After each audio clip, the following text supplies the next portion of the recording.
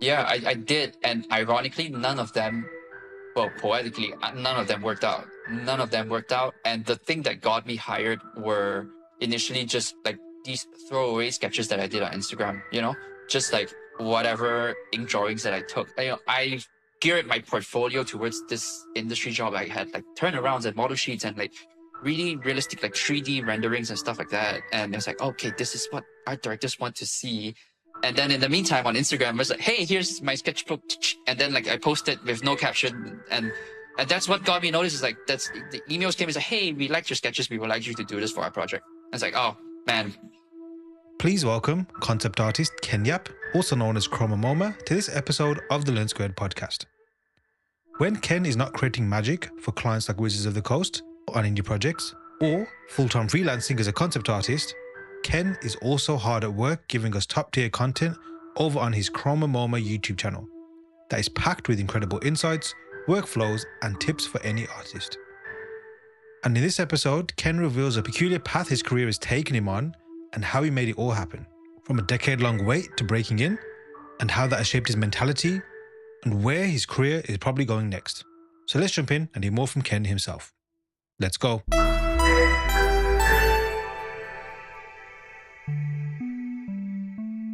Hey everyone, welcome back to the Learn Squared podcast. I'm delighted to welcome on the brilliant Kenn Yap. Welcome, sir. Hi, thanks for having me. It's good to be here. Looking forward to chatting. Very curious about yourself, your journey, incredible work, incredible things that you do. But before we get into all that good stuff, if you wouldn't mind just letting everybody know who you are and what you do. Sure. My name's Kenn. I go by Kenn. And I'm a concept artist and a background and layout artist as well. And I also am a content creator on the YouTube channel Chroma Moma. Cool. Which one of those titles do you lean into the most, or are they all like equal standing? Right now, I'm a little conflicted. Concept art is still my first love. So I think that's where I would still lean towards, yeah. Nice. I like that word conflicted. I've speaking to a few people as well, but even my own journey, I feel kind of similar too. Like, but what's your source of conflict? If we want to dive into that. Yeah, sure. I guess the source of conflict is just being a presence on the internet. It's not necessarily purely just concept art anymore because of like the way sort of social media has evolved into like, I guess I'm of the opinion that having a social media presence is kind of a must for our artists, and at least in artists in my position where you're reliant on freelance work. You kind of have to have a certain amount of visibility in order to just get work and be seen. So having something on social media is important, but also it's not just putting portfolio pieces out there anymore. I think right now with the landscape of like short form content and the way this sort of like algorithm is moving towards, it's very much like geared towards a personality based presence, or not just personality based, but like maybe just like in terms of like showing the process and behind the scenes, as opposed to just posting a JPEG of like here's a concept art I did and then expecting that to be served up to people like other people on their phones. So that's where I'm conflicted, where it's like I am a concept artist, but I kind of to be cognizant of the fact that there's this whole ecosystem around me that requires me to be more than just a concept artist. Yes. That's very well put. And it's a great way to kind of describe, I guess, maybe the evolution of like what social media has been, especially for concept artists, and what it is become now, because it used to be pretty much just post stuff up there and that's enough. But now it is, like you said, like peeling behind the sketchbook, pun intended. We'll get to that of your sketchbooks very, very soon as well. But almost like seeing what's beyond the pixel, beyond the JPEG, so to speak. How long has your like social media footprint been out there? Like, how long have you been on social media as an artist? Fairly late. Like, I guess it depends on what you consider social media, because I would say that social media, as we think of it, kind of came about with like, I guess, Instagram or like the smartphone. Mm-hmm. Mm-hmm. Because prior to that, it was always like DeviantArt and Right. sites like CG Hub and like conceptart.org forums, right? So where you could post art and be seen in a more, I guess, straightforward fashion. That whole system was a lot more transparent, I suppose. Yeah. But what I consider to be social media now was sort of Instagram, which came about, and I joined the game fairly late, around about 2013, I would say. Okay. So before that whole engagement algorithm happened, where things were still being served up in a chronological order, I miss that very much. But yeah, it's about there. But that was just like me posting my sketches and drawings Sure. on my phone. Interesting. And your relationship to it at that time, did you kind of like felt like you had to do it, or you were curious about it?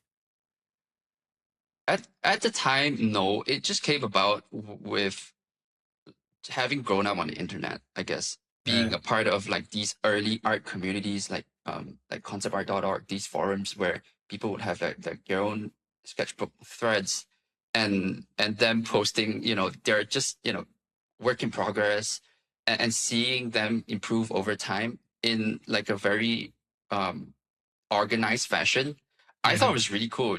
I just wanted to be a part of that community. So I was like, hey, I just want to show my work too, and that's how it sort of began. And over time, it sort of warped into whatever this version of posting art on is. And how do you rate this current version versus, I guess, because it only when you look back at it, like you kind of realize how different it was. As you mentioned, like, there was a time you just posted stuff and it was readily available, to now where you accidentally, pull your screen down and you miss it, and the screen completely changes and it's very short term now. But yeah, how do you find it? Like, do you maybe enjoy it, or is it not even like an enjoyment thing? You're just adapting to whatever comes? It's definitely an adaptation, and I don't know where I stand on the enjoyment thing. I think I haven't thought very deeply about that yet. Right. But I have a nostalgia for the old way of like seeing art, which is like in a very chronological, linear fashion, and I would scroll and Yeah. scroll. But of course, that's not how it works these days. And I think that it worked for the time period it was in. Like, I think if that we brought linear timelines back, it probably wouldn't work very well, just because of the amount of like how saturated the arts social media is, like that space is, because of the amount of people. You would probably never see a lot of the things anyways, even if it was served up to you in a linear fashion. So now it really is just whether you're more engaging or not. Like, that's just sort of like the way this attention economy is working. And I think it's really morbid, but it's the best system we have right now. Have you tried any other kind of like systems?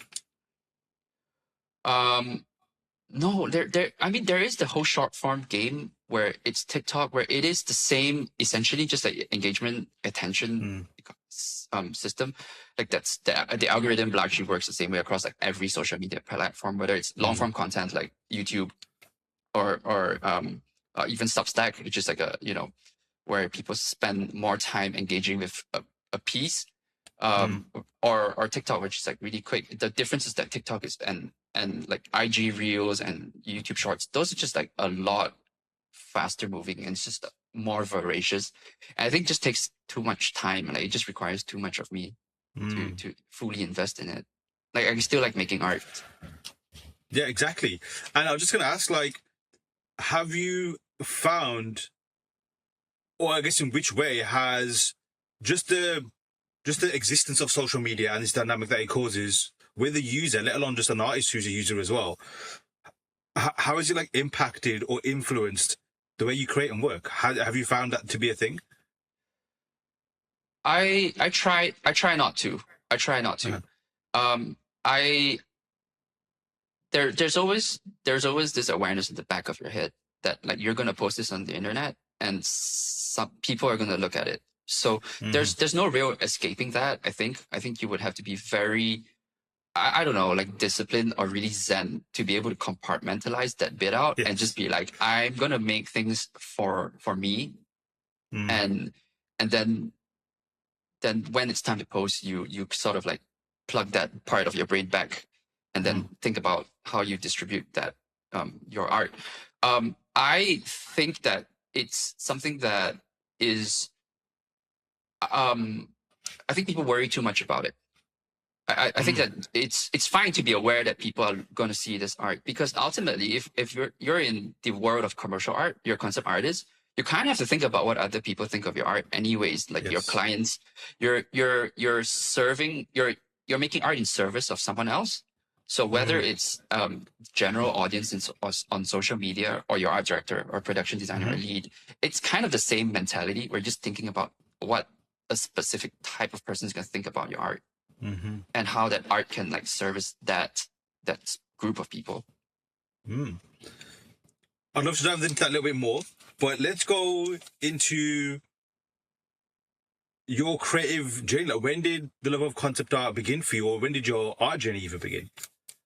I've always grown up around artists and this awareness that like you could make art for a living. So my dad was a designer, my mom's a musician, so that's always been a part of my life. Like ever since I was young, I like my first memory is probably holding a colored pencil. So like growing up, my sort of I aspired to make art for a living, like since I was a child. And my first awareness of like art as a job was syndicated comics in newspapers, like those weekly comics of like Calvin and Hobbes and Garfield, and they would always have like the little signature at the end, like the last panel of the artist, right? It was Bill Watterson or whoever it is, and that was my first awareness that like that was the first time I was aware that like someone made this art that I enjoyed so much, and that I could be that person. So growing up all the way through primary school, my sort of goal was to be a cartoonist. That was just the term I knew, and that was what I wanted to be. It wasn't until much later, when with the advent of like me discovering DeviantArt, where this like job came about, where I was aware of this thing called concept art.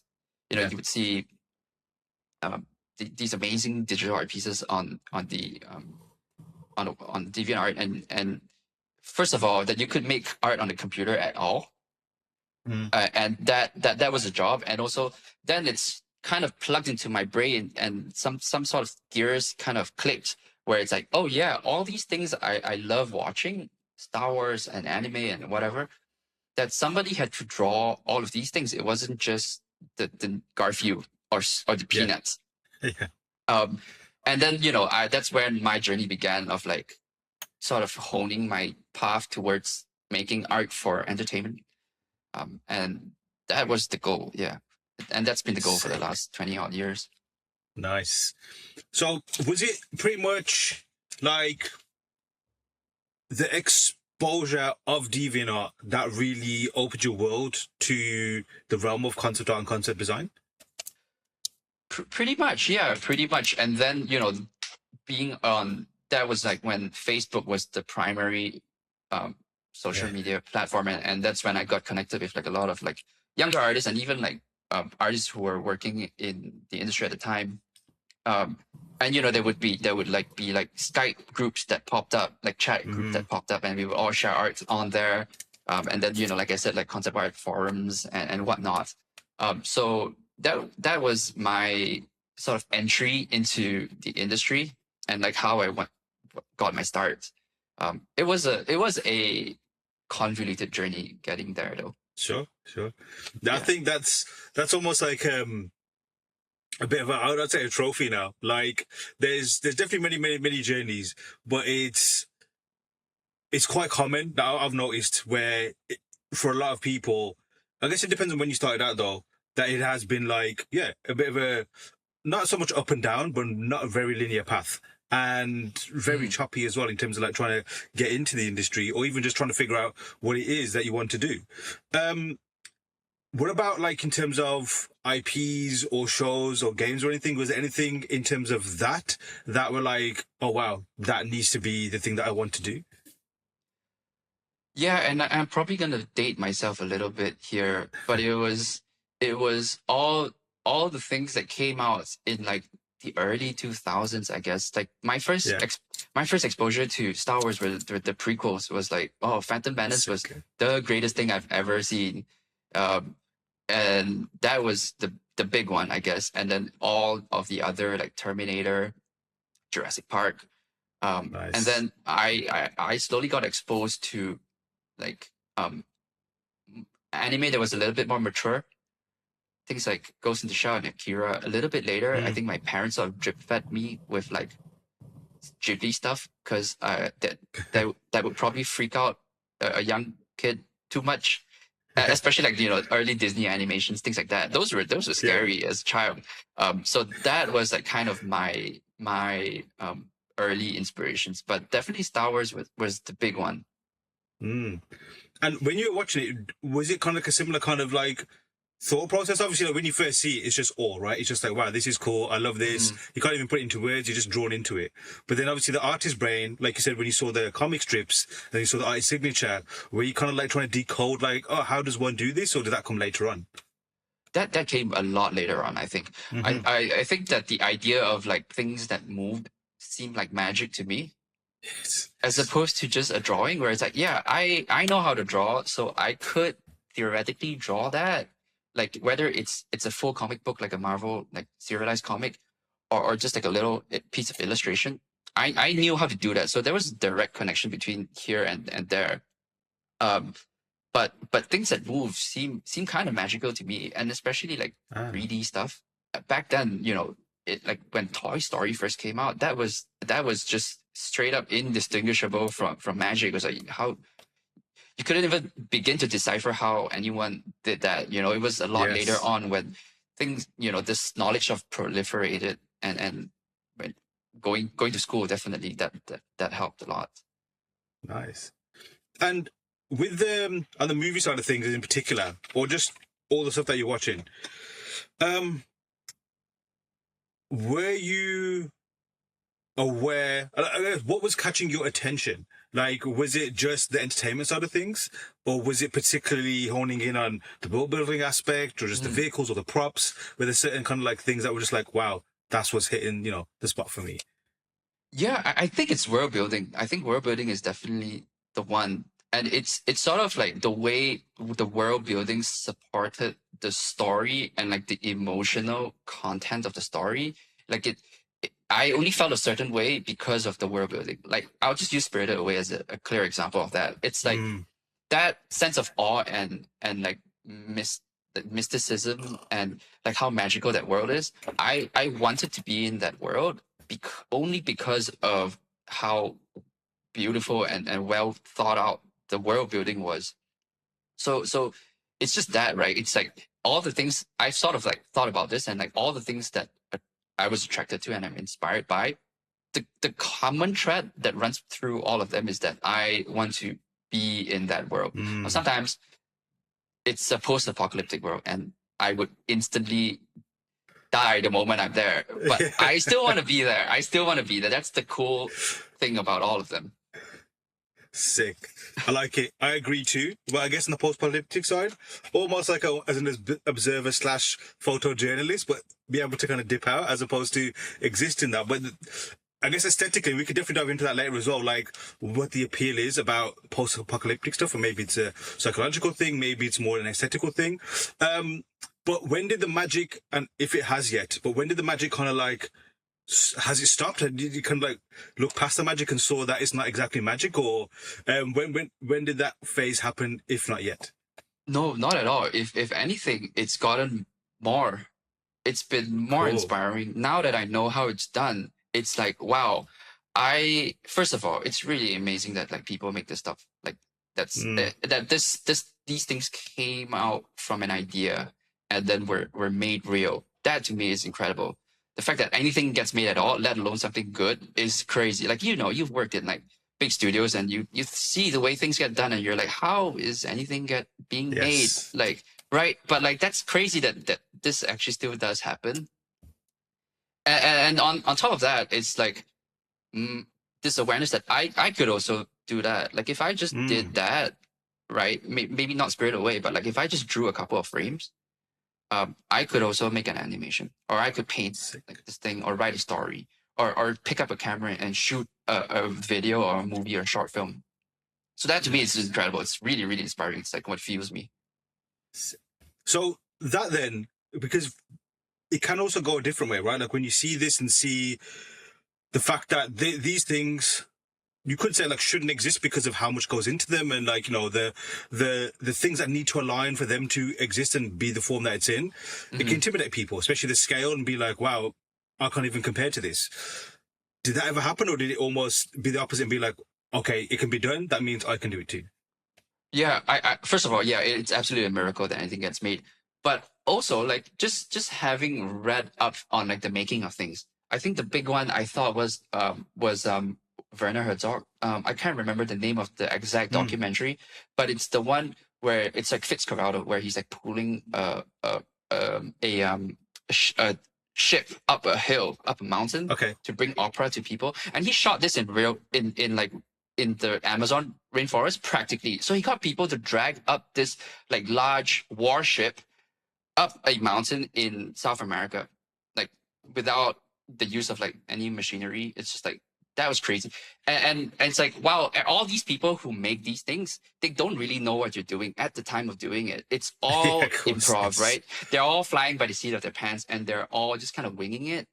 And nobody really kind of like knows what they're doing going in, which kind of is comforting, because it sort of equalizes everybody. It's like, oh, Yes, you don't have yes. to be an amazing art god or some, you know, type A individual, some, you know, some elevated being to make things. You just have to do it, and like nobody kind of knows what they're doing anyways. So Yeah. it could be you.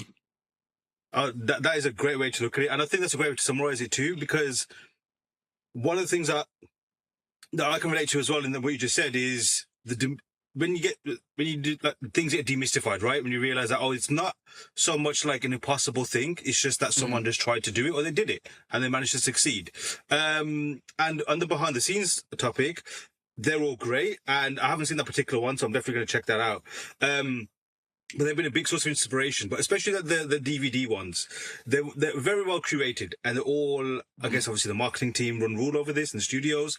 They all like have a sheen of positivity, and like we knew what we were doing, and it was perfect, and look how cool we are, Yes. which I understand. But the one that kind of really pulled the curtain back a bit for me was more from like, I guess, a director standpoint, more than like a creative one, was I think it was Nicholas Winding Refn's Only God Forgives. I don't know if you've seen that one, where he's I'm like, aware, yeah. showcasing the process of that. And my perception of him after seeing Drive and the things that he does, like he seemed like a very confident, assured creator. And there's a moment where he's having a bit of a breakdown or like very insecure about what's happening. And that was like, oh wow, I've never really seen a director in particular, especially like who I consider a big name, be like that. But then the more I've read into director stories, like there's one podcast, I think it's called Blockbuster, where it focuses on Spielberg, Cameron, and George Lucas's first movies, or George Lucas on Star Wars. They're the guys in their first movies. Every single one was a shit show by the sounds of it, and they're all insecure about what they did. So yeah, that's my little anecdote on that kind of thing. Yeah, it's like that's exactly right. I think this demystifying it is kind of the perfect word for it. I think it's like I remember hearing this. I think it was for Blade Runner 2049 in the opening scene where inside Dave Bautista's house, and it's an interview with Roger Deakins, who was the DOP, and they mentioned they needed he was like, oh, this light, this room isn't working, it's not lit right. We just need like a sort of overhead light just to, you know, light the room. But there wasn't one, and there wasn't enough time to like to get it, you know, wire it up and set up. So he took a chainsaw to the set and cut a hole in the ceiling with a chainsaw, and that's it. And then it was perfectly like lit, because like you would think that like these high level people operate, and it's like this slick, super well oiled machine, and everything just gets done. It's like high level operators, but it's not. It's just people just like flying by the seat of their pants. Yeah, or literally with a chainsaw and chopping things up and getting results that way. Yeah. And I guess relating back to like concept art and even like the process, a lot of the stuff we do is just chopping things up, splicing them together, and making new results that as well. When did your professional journey begin? Well, my professional journey started off not in concept art. Hmm. It's a weird road getting here. So I've only actually been a concept artist, like a professional one, for about three years now. Cool. Relatively new to the game, I would say. Nice. So I got my start in graphic design because that's Hmm. what I kind of went to school for. I went to school for it was like visual communications or whatever, some super vague name. But all that to say that I didn't learn that much in school. It didn't really teach me much in the way Mm. of learning how to draw. A lot of it was just it was largely theoretical, and it was geared towards like the advertising industry or like that Mm. branding marketing side of like design. So it was very commercial. So that's how I got my start. Got my start doing advertising and graphic design, which Hmm. eventually brought me like so. But like at the back of my head, there was always this north star, like this compass pointing me towards viz dev concept art. I knew I always wanted Right. to do that. I just had to like sort of work my way through it and make ends meet at the same time. So that's how I made ends meet, just designing brochures for like Parliament and like cigarette Cool. companies, whatever. Um, and then slowly made my way towards some things that are a little bit adjacent, like esports. And I started doing like Yes. motion graphics, video editing, like sort of like back end content creation stuff like that, just like video editing, um, you know, um, like marketing planning stuff. Um, and it was only 3 years ago when I first got like an email to ask me to work on a project, and it Hmm. was like, okay, well, it's time to take the leap and go Nice. full freelance full time and quit my job and do this, Sick. But the whole time I was just posting my personal work, just like posting Uh-huh. stuff online, learning, taking courses, and trying to just get better at the craft. Sick.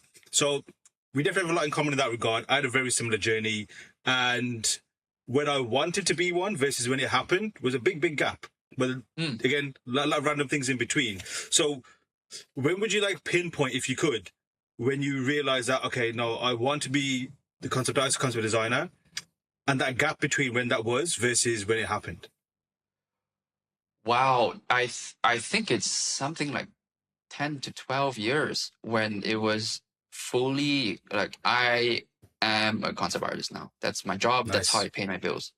Um, of course, like in the interim, I definitely took like some small gigs, just like Hmm. for Kickstarter, indie games here and there.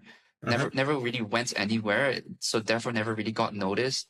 And certainly wasn't good enough, I think, Mm. to be deserving of the jobs that I'm working at now. So Mm. it definitely took like 12. Yeah, I would say definitely 12 years Similar. at least. So if you don't mind, I'd love to meditate more on that particular kind of like gap, Yeah. because as I'm sure you confirm that in that gap, especially when you want to be in a particular place and you're not either able to get there or you're nowhere near that, or you're still not there yet. A lot of Mhm. emotions. There's a lot of kind of like thoughts that pass through your head, different kind of perspective changes and all that kind of stuff. How would you overall rate those 10 years now, obviously in hindsight? Was it a blessing in disguise or did it feel like torture throughout that whole time? Oh, it's everything, everywhere, all at once. It's all of those things wrapped up. Yeah. It's not like I certainly wish I had more time. Like I got in the industry earlier. I certainly wish I did not have to spend 12 years grinding out in an advertising agency making brochures. But at the Hmm. same time, of course, I'm grateful for it because I've accrued certain skills that Mm. make me unique, I guess, Mm. and allow me to better work now the way I do. I mean, I've developed a lot of like, and also just being on the outside, looking in. There was certainly a lot of like I guess bitterness is the right word. Maybe it's like, oh, why not? Interesting. Why Yeah. him? Yeah. Yeah, Yeah. and it's like you feel left behind because like all your friends, and being in Malaysia and Singapore at the time, there was not that much of an industry to speak of where you could Right. rock up to a studio, you could graduate, with a degree, get an internship, and then get hired full time as a junior artist. Mm-hmm. Doing that and working your way up in that conventional manner, Mm-hmm. you just had to find your way in somehow. And being that far away from what I consider to be the center of entertainment, which is like, the US and parts of like UK maybe and Europe, I was so far removed from that I definitely felt left behind. Like all my friends who were, I would say, around my age or my peers were getting hired left and right because they studied at like unis in America and got internships at Disney or Okay. whatever the same way. Right. And I that was very hard, very difficult. But like I said, I think I'm better off for it. You certainly have to think that way, because if you think that like you can't hold on to that bitterness forever, so you just have to see the good in it. You just have to find some good in this situation. So yeah, I mean, it's probably made me more resilient. Like, we're all freaking out about the collapse of the industry now. It's like, oh, the jobs are like, there's layoffs left and right. I would be totally fine with just going back to advertising or graphic design and designing signboards and then making my rent that way, and then just going back to drawing concept art at the side, because that's I know how to do that. That's been the majority of my life, in fact. Yes. Bang on. Totally agree. And again, can relate to so much of that. And I think that's also like a blessing in that kind of journey, because when things do look kind of bleak, when you have that reference point of like, yes, it's bleak, but we've been in so much bleaker circumstances. Or like you said, when you're on the periphery, on the outside looking in, it's like you will take not like anything, but it does feel like just to do not what I'm doing right now, and anything that's kind of adjacent to that is fine. But like you said, also being aware of the dynamic that bills can be paid different ways, because that's always one dynamic, like bills and responsibilities. That doesn't take you away from being a valid artist. And I guess validity is another one, like kind of like, is it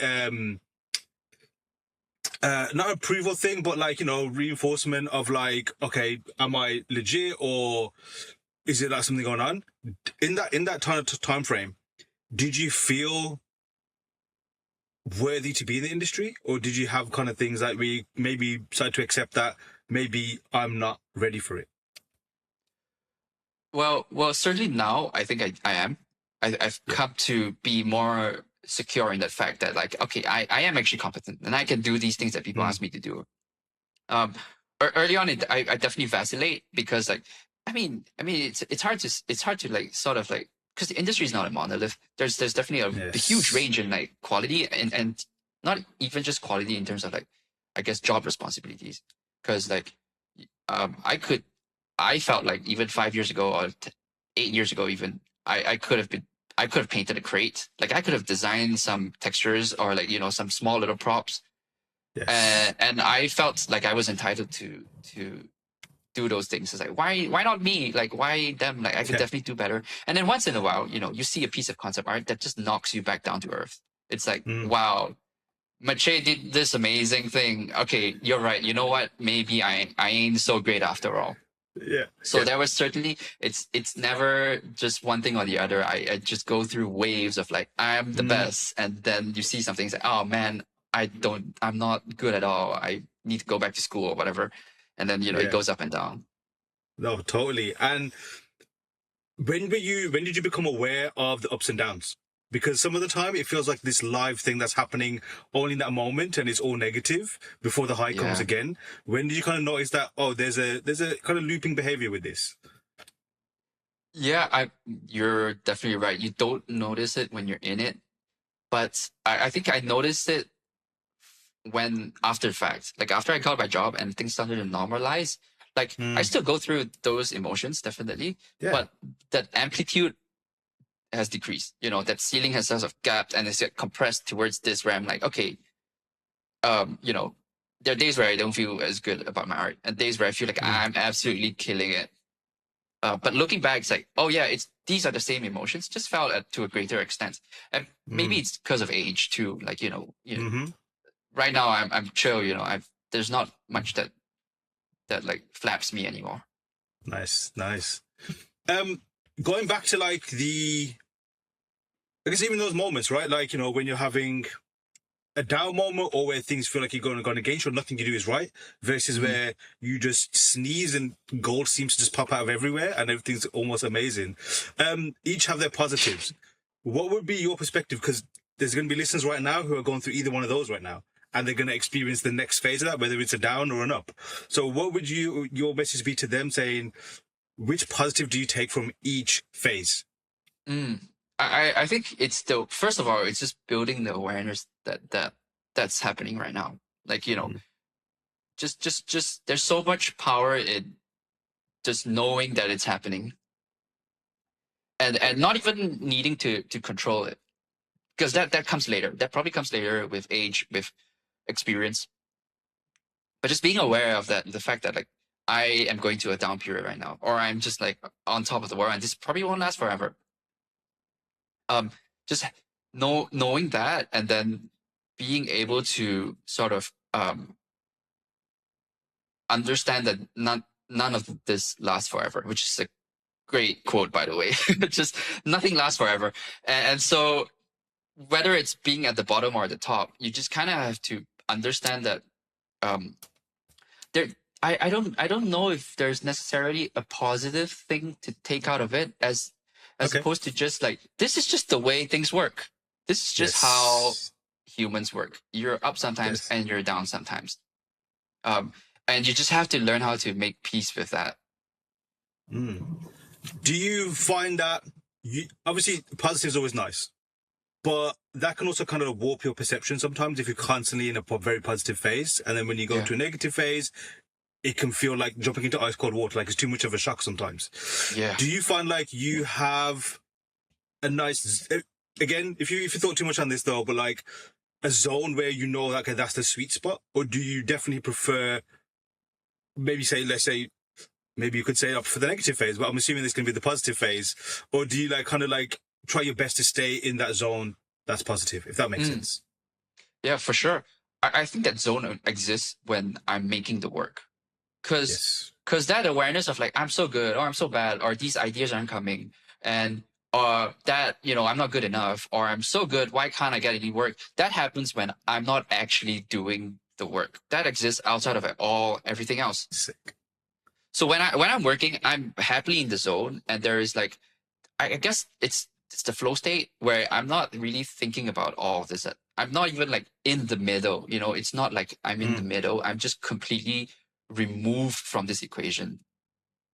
And that to me is a beautiful thing, which is why, like, I guess working is so addictive, because that doesn't exist while I'm drawing or I'm editing or doing whatever. As long as I'm concentrated and like in the moment, none of those things happen. Sick. And that's how you normalize, that's how you come back to the middle. It's just doing the work. And just going back to what you mentioned a moment ago about saw your friends, saw your peers, getting opportunities. Obviously, where you're from, like you said, like there's not much of a, I guess, infrastructure for industry and opportunities versus like there is in the West, for example, especially like America and in Europe too. What was your kind of like approach though still in that kind of phase? Like you said, the people that you saw do it went to these unis. So what was your kind of like, I guess, hustle to make up for that? I guess it's going back to the social media thing, where I started on Instagram, like, back in 2013. But very quickly I realized that like I needed to have some sort of visibility, because I did not have the advantage of rocking up to a studio and going, hey, here's my portfolio. Could you take a look at this? Could you hire me? That doesn't even work nowadays, but like, which is why I think it's even more important. But I very quickly realized that I needed to be visible. Like I needed people to notice my work, and just notice me as a presence, whether or not I was going to get hired. Just being aware that I was there, and maybe at some point in the future, that might lead to an opportunity. But regardless, just like being aware of like, I needed to be in front of people, and the way to do that at that point, because for me it was just in social media, and just making lots of work and just putting it out there. And that certainly just like also refined my ability to gauge what people liked, and what people engaged in, and what the general audience likes versus what art directors like. Two very different things. Especially if you're posting on social media, you gotta be aware that not all likes are made equal. Yes. So learning how to tailor that towards industry professionals, that was really important. That was a skill that I built just being, away from all of this. And on that particular topic in general, like, or specifically, when you are posting stuff where this is to get attention for, say, a production designer or a recruiter versus just someone who enjoys the art, would you say, or from your experience and observations, that there is a specific kind of type of project that works? Or would you say it's more a case of like, you have to just put as much out there and then figure it out for yourself based on obviously what you do? I think there's a happy medium to be found. I think you cannot just assume that one project you do is going to be this amazing thing, and it's going to go viral and it's going to hit everybody's front page. And then you're going to get all these jobs, because that very rarely happens. It does happen, but those are the outliers, and you can't really rely on that. I think there's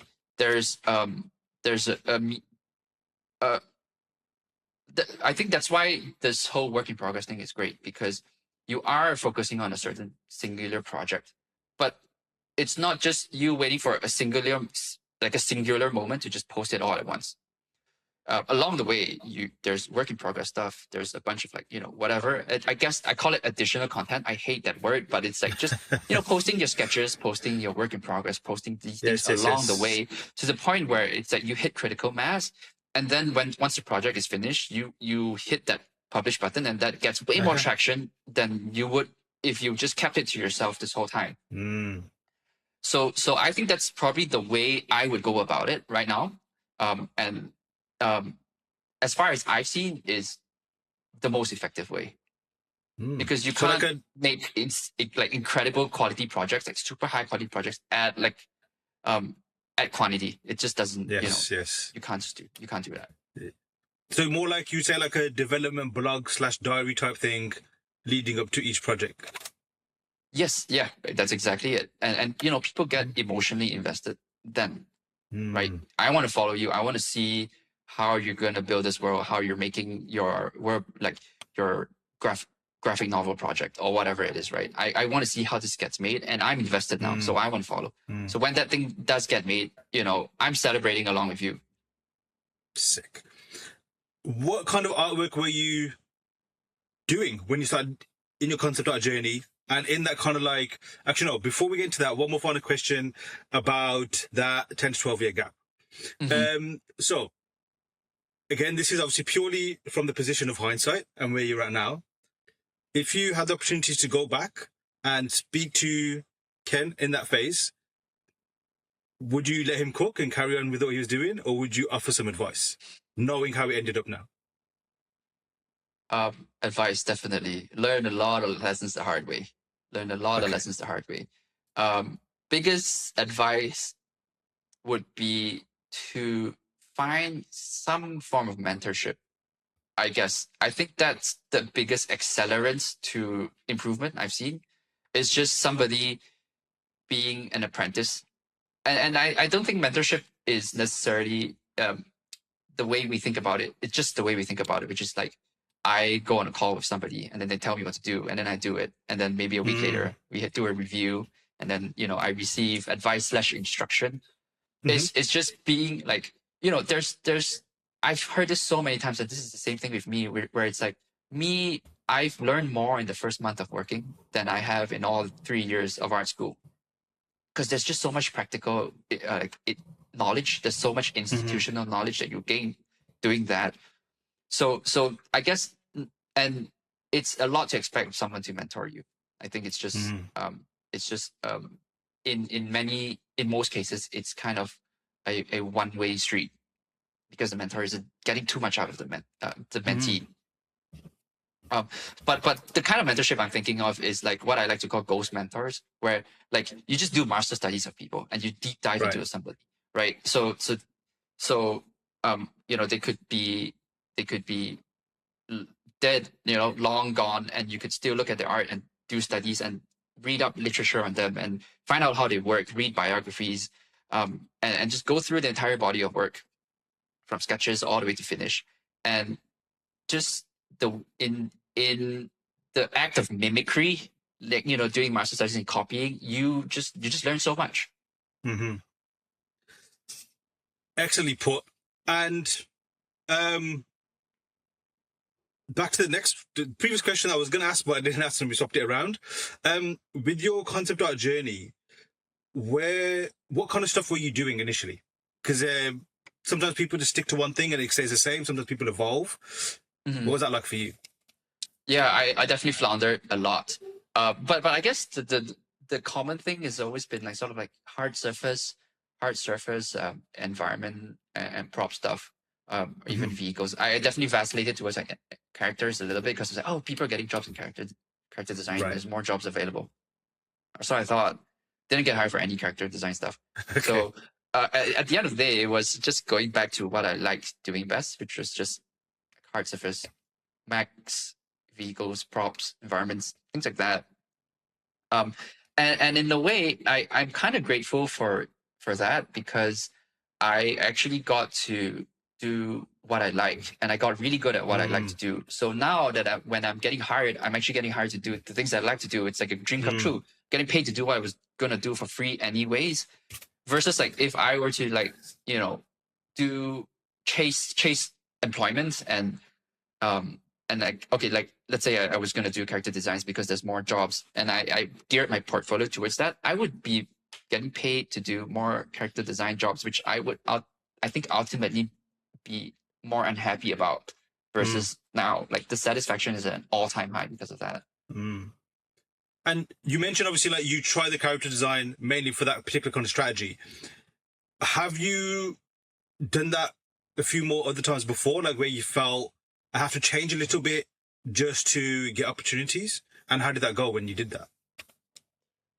Yeah, I did. And ironically, none of them, well, poetically, none of them worked out. None of them worked out. And the thing that got me hired was initially just like these throwaway sketches that I did on Instagram, you know, just like whatever ink drawings that I took. You know, I geared my portfolio towards this industry job. I had like turnarounds and model sheets and like really realistic, like 3D renderings and stuff like that. And it's like, okay, this is what art directors want to see. And then in the meantime on Instagram, I was like, hey, here's my sketchbook.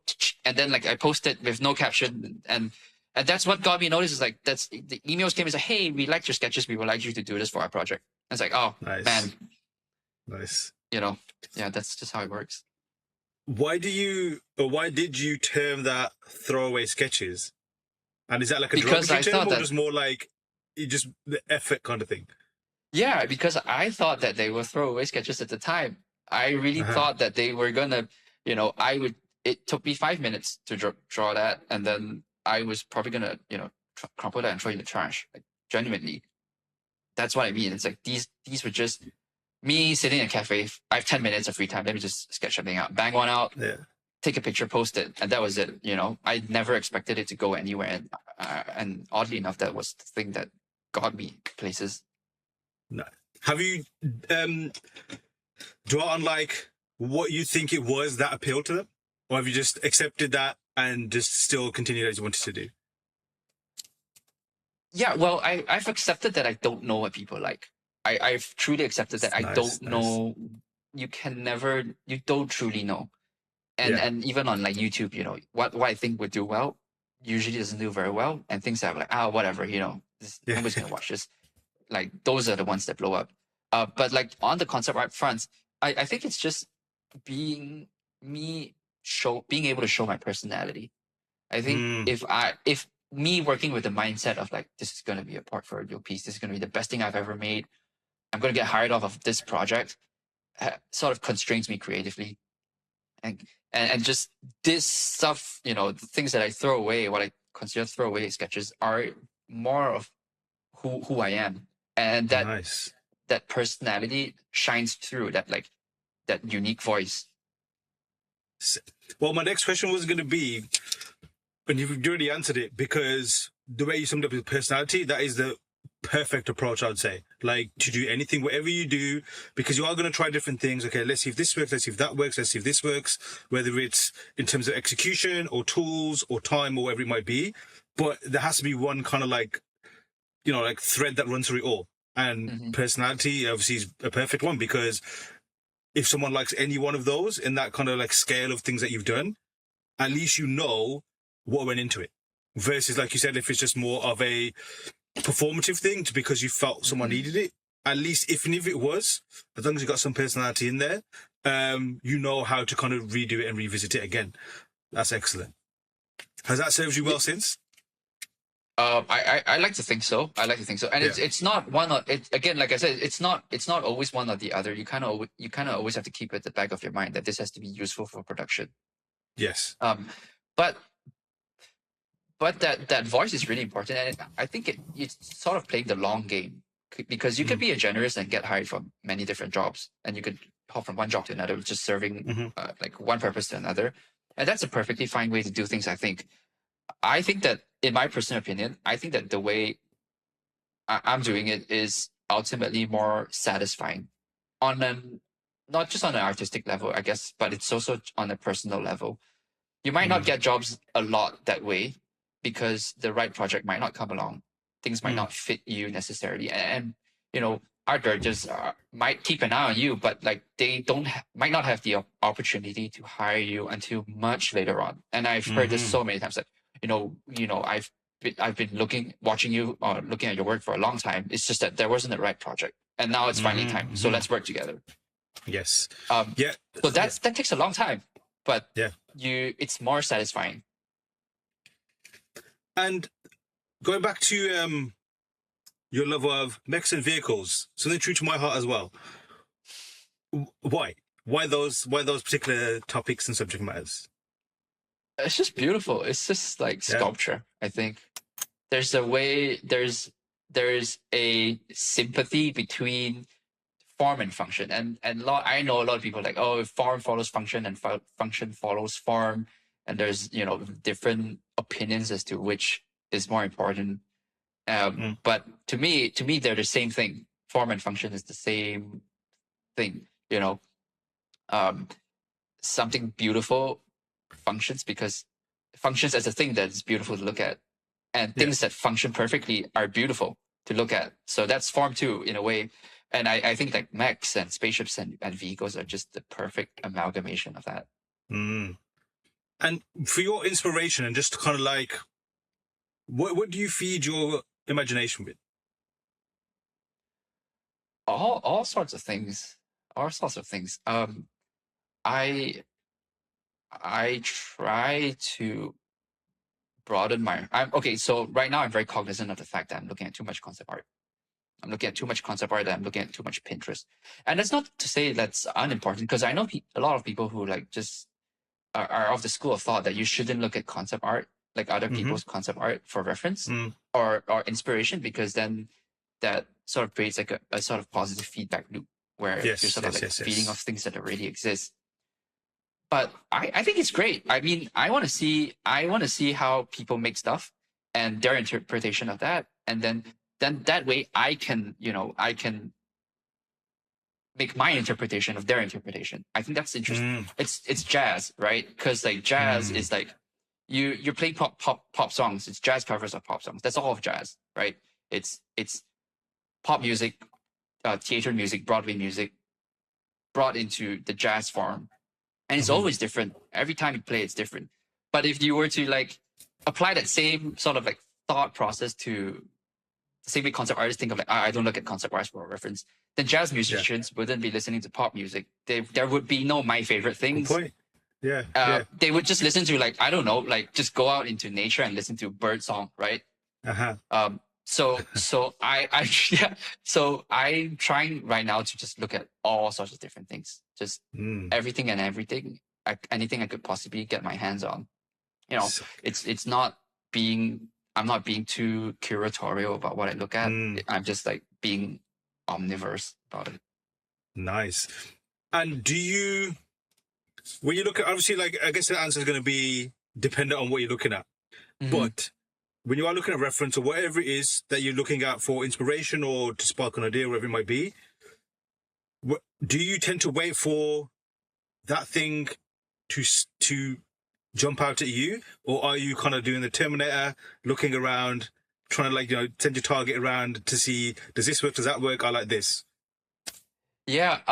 I there are moments where it's just like everything and everything. I'll just like anytime I'm on like any website or Pinterest or like a museum archive or some photographer's portfolio site, there's always just like a bunch of photos just being downloaded into a single folder, and I make a conscious effort to not sort any of it. It's just all random, and I would just, if I'm ever feeling a little bit uninspired, I'll probably just like tab through those pictures, Uh-huh. see what comes up.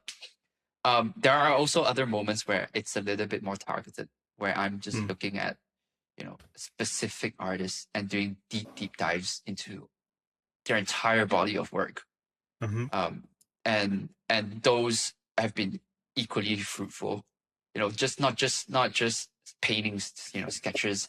And I'm doing that on Norman Rockwell right now, where I'm just reading his Mm-hmm. biographies, looking at all his work, and then I'm also studying his teacher's work, Bridgman, and Sick. then his teacher's work. It's like sort of like a family tree where you're like looking at lineages. So it goes Yeah. from like Rockwell to Bridgman to Jerome, and then all the way through the Boards school lineage, and then that's also an equally valid way of looking for reference or inspiration. Sick.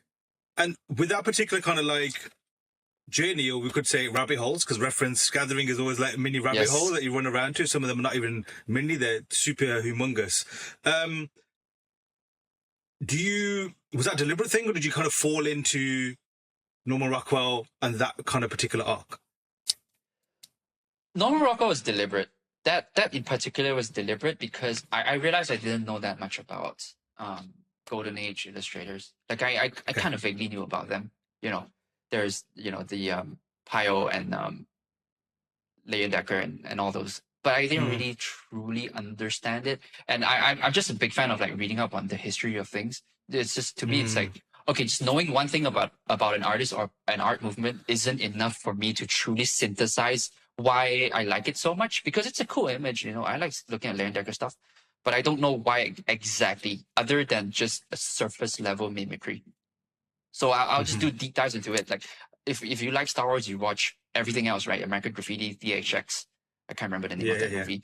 All that stuff. And then you look at his inspirations, which is like Seven Samurai and whatever that lineage is. Like, so then I can truly understand it and say that I know it inside out, and then I can replicate it. And I guess this brings us nicely onto your YouTube journey. So my exposure to yourself was mainly through, again, the beauty of the algorithm. And I guess this is one benefit to like not having things linear, because maybe it would have been a slower exposure discovery. Popped up on my feed, see the cool work, amazing, draw me in. Then obviously look a little bit deeper. Oh, okay, this guy's got a YouTube channel. Let's have a look.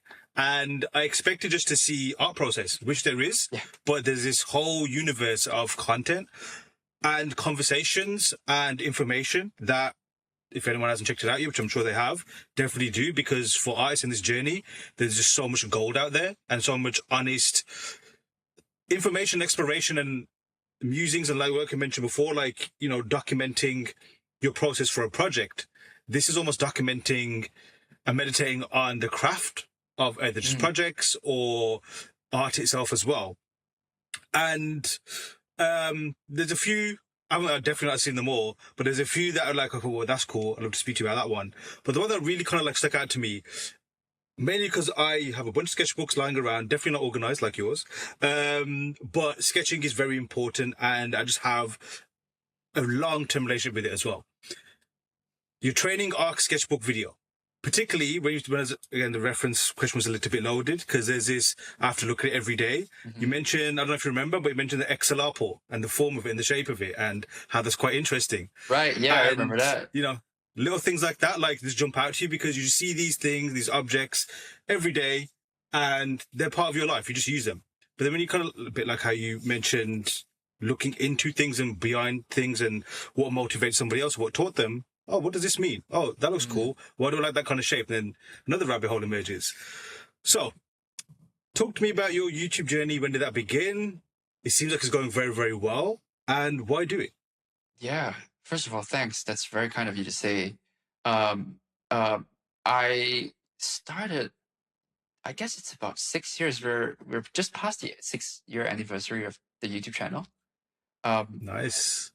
So it started out because I think this was like sometime post-COVID. Well, we're kind of still not in lockdown, but like things were starting to ease off a little bit. Yeah. And I was just feeling very frustrated. I think like I was working as a commercial illustrator, so lots of like just really boring, dry drawing, but still drawing nonetheless. But I didn't feel creatively fulfilled. Like I just wasn't happy. So I needed to find an outlet to do it, and that wasn't just more drawing because at the time I was just like, I don't want to pick up my tablet and do more work on top of the work I was doing, and on top of being COVID, I was stuck in a shoebox the whole time. So I just needed something different to do other than sitting in front of a computer all day. Jokes on me, I still sat in front of a computer doing lots of editing, but that was the initial sort of impetus of starting with the YouTube channel. And yeah, just being cooped up in lockdown, I was just consuming a lot of content, a lot of YouTube channels, a lot of Netflix, whatever, and that sort of spurred the seed of like, hey, why don't I take a shot at this too? Like, what's stopping me? And I've always been a camera nerd, so I had like a bunch of cameras lying around. So I was like, hey, why not try it out? I had a phone, so the first videos were all shot on my phone. That's how it started. And I had like a rickety little tripod that I could use. And yeah, I was just like, okay, well, let me take a shot at this content thing because I've been watching so much of it. Surely I kind of have it. I had an idea of how it would be done, like how to do it. The editing styles, the way it's shot, the storytelling, how a video is structured. That sort of like just diffused its way into my brain just over the years of consuming this stuff, right? And it's like, well, what can I talk about? What do I know? And really, sadly, the only thing I really know is art. So why not just talk about that? Okay. But of course, it's not just art. This is whole personal journey of being an artist and existing in this world, which I find to be far more interesting. But it has to be packaged around art, I think, for people to pay attention. What was it like when you first put the video out? Was it kind of like you mentioned before, just a case of let's just see what happens, or was there some kind of like anxiety behind it? How did you even pick which the first video was going to be? Was there kind of some kind of a process behind that, or you just were like, let's just go, let's just see what's going to happen? Yeah, that was purely YouTube was purely a personal exercise for me. It's just an exercise in self-satisfaction. I just wanted to make YouTube videos that I wanted to watch. Yes. So there wasn't an anxiety of like, oh, how many people are going to watch this? And for the longest time, nobody was watching my videos. There was a period of like a year and a half where I was getting no views, like 100, 200 views a video, which is like nothing. Yeah. And then, one of them just hit, like an algorithm picked up a video that was published a year ago, and there was a huge spike, and then the channel became what it is. But the intention was never to make like a viable big channel that people watched. And of course it's nice. I mean, I would have liked it, and I still do. I do like it. This is great. But that was never the intention to begin with. Sick. That's refreshing to hear, because it adds more authenticity to what it offers. And especially what I give a lot of value to as well is like when someone is doing something or pursuing something, as you mentioned, like especially when it comes to, again, content creation and putting stuff out there, it's always defined by very simple, crude metrics: views, likes, follows, and pretty much that's all it revolves around. Whether the content itself is golden or not, it's always revolved around those kind of things.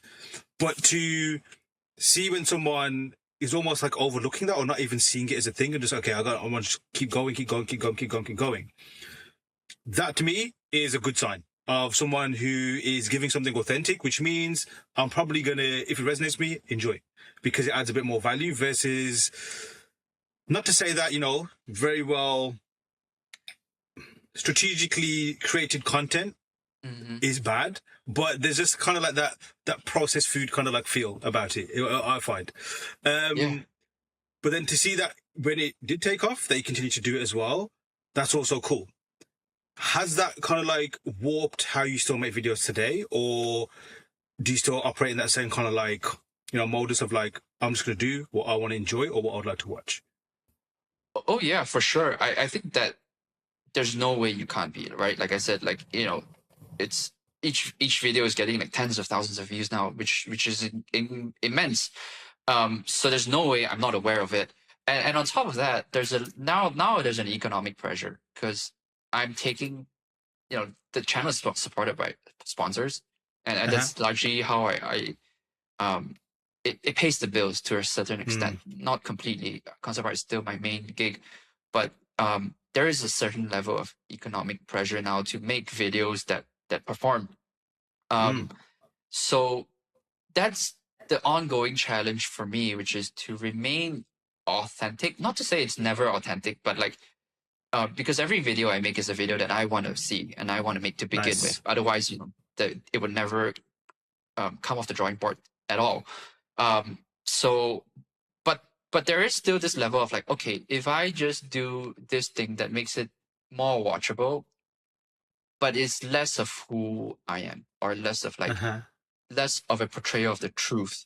Because, well, like sketchbook tours and process videos, I try to the goal is to show you the authentic process, the authentic sketchbooks. This is what I truly draw when I am sitting alone in my room at midnight and I have nothing to do.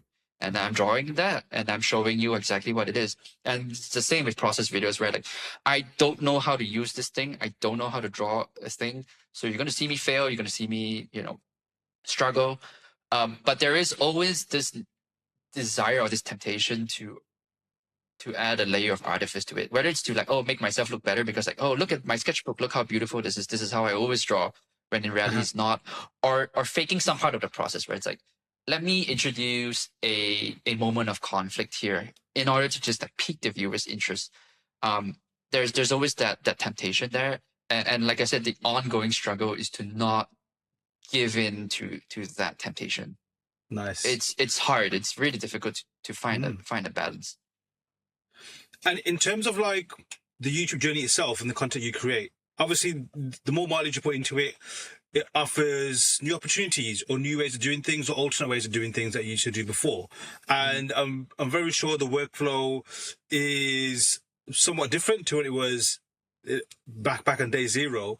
But what kind of things have surprised you about putting stuff on YouTube that's also tied into your own personal journey and your art as well? What surprised me, I guess, first of all, is the amount of people watching, the amount of people that actually resonate with the content.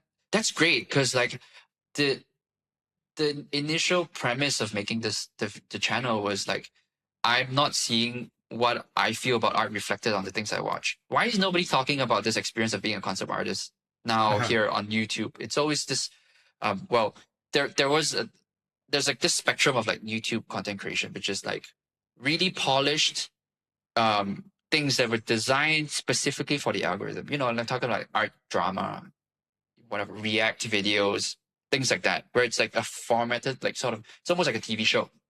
Yeah. And then on the other spectrum is like the end of the spectrum is these really informational YouTube tutorials of art, but extremely dry, Yeah. and it's just like an OBS like screen recording of some guy making art, and sometimes there's not even a voiceover. It's just a little like caption that comes up once in a while. The content is great, but like nobody's gonna watch it because it's just not interesting enough. Uh-huh. So the goal is to sort of like find a middle ground there where it's like, okay, I see myself in both ends of the spectrum where I want to be entertained, but I also just want to learn about art. I like art and I want to, see that expressed. Mm. So that was like the sort of middle ground and the sort of like North Star of the channel, if you will. That's a really heady word to use, but I can't find, I don't know what else to use. The North Star. So the thing that surprised me was the amount of people that actually resonated with this. It's like, wow, the amount of comments I get where it's like, I didn't know anyone else felt this way about making art.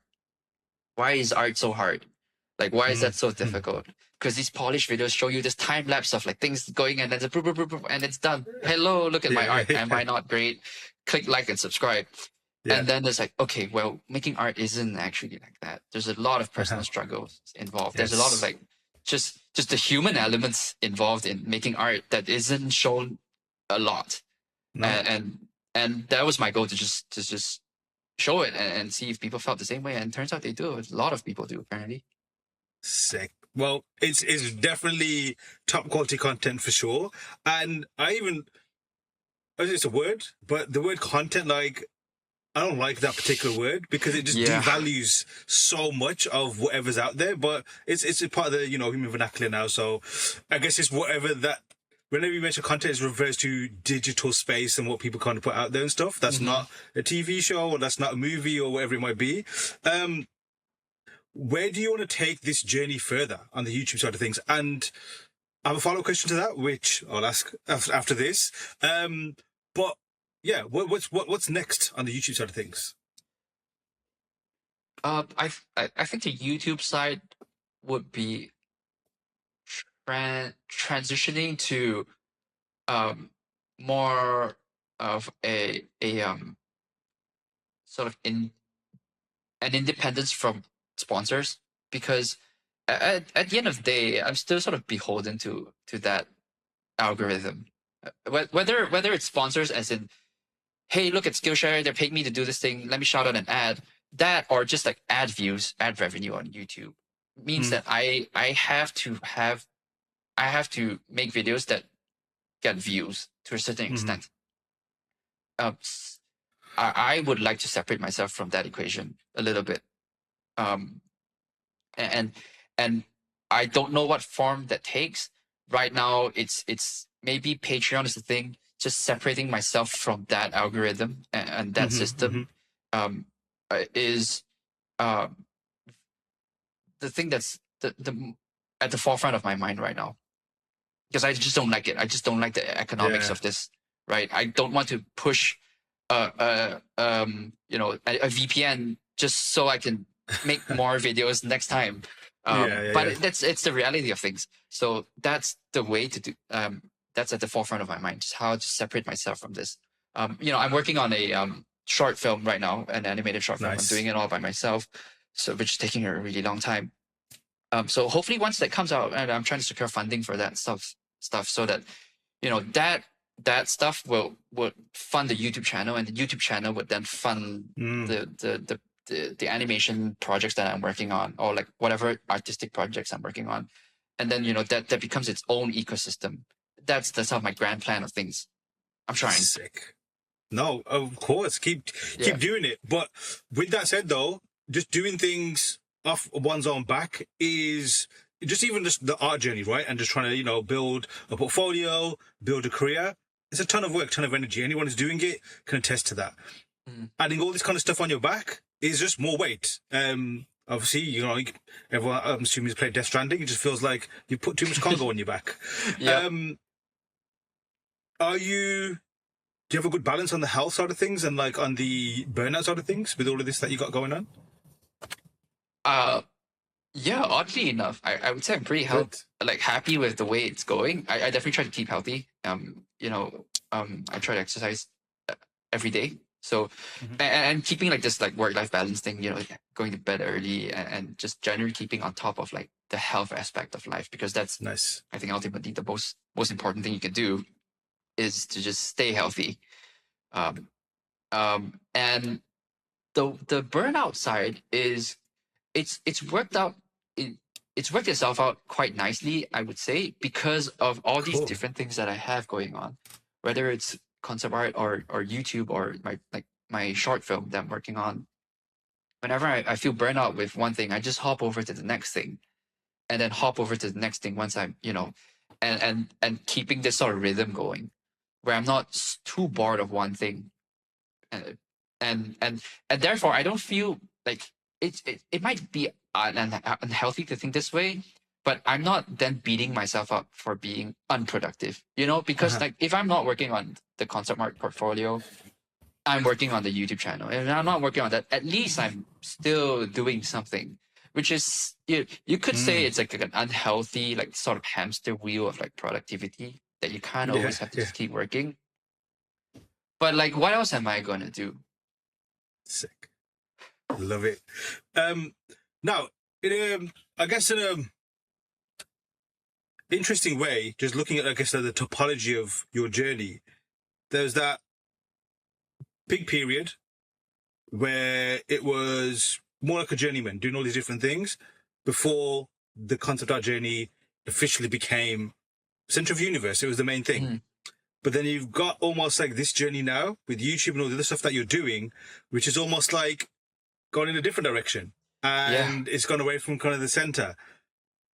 How does that feel? Like, do you feel like you're moving away from what your initial goal was, or are you embracing the fact that it's morphing and moving on to where it's going next? Yeah, that's a great question. I initially felt that way. Like I was at a crossroads where I Uh-huh. should I put all my eggs in the concept art basket or the YouTube basket. I ultimately think that came to the conclusion that it was better for me to like one fed into the other, Mm. in the sense that like my sort of deal as I hate this term YouTuber is that I'm also a working concept artist. So I know Yes. what it's like to work 9 to 5, 9 to 7, let's be honest, like on a project and grinding it out in art. And that's what helps me stay grounded, because otherwise my content comes from a place of inauthenticity, I think. Mm. I think it helps to just still be connected to this world of art and concept art, uh, and animation, to in order for me to make content that is A, relevant, and B, personally important to me, because that's Mm. what I care about. Um, and then, on the other side, the YouTube channel is good at it's good visibility. Art directors contact me about stuff because they find my work through YouTube. So that's a good thing. But it's also another source of like, um A, funding, and B, being able to reach an audience directly, Mm. because I'm sort of sick and tired of having to wait for permission to make things now. I have to get hired in order to work on Star Wars. Nobody's gonna hire Yeah, yeah, me. yeah, So yeah, why yeah. not do it myself? And then now I have this advantage of this audience that I have access to, that I could just give them that thing. It's like, hey, look at what Mm. I make, and it could potentially get more views than like anything on Disney Plus. There's Mm-hmm. definitely a potential of that. So like, why not just do that? Sick. I love that approach. I love that mentality, and it sounds like, and not to jinx you, I believe I do. I don't have that kind of power, but just get that disclaimer out there just in case. It does feel like you got a nice, your own little mini algorithm going on that seems to work and doing well. And in terms of like, not only just for views and stuff, but almost like your own internal creative algorithm that works so well. Like a nice symbiosis of all the different things that you have got going on that you would like to do. And they seem to be pulling each other along. A few final questions before we wrap up. First one is, if you can, or if you would like to, what's up with the short film? Anything you want to reveal or can reveal? Oh yeah, no, it's not a secret. I'm working on I guess it's 2.5 minute 2D animated short film. So it's all Oh, wow. hand drawn. I'm painting everything. Sick. I'm drawing. I'm doing all the animation myself.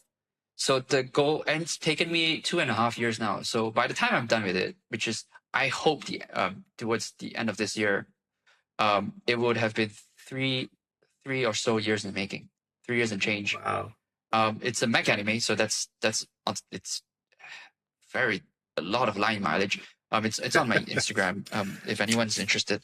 And the plan is to just make everything myself because I want to know how it's done. Like I said, it seemed like magic to me. So let me demystify it and do it all myself.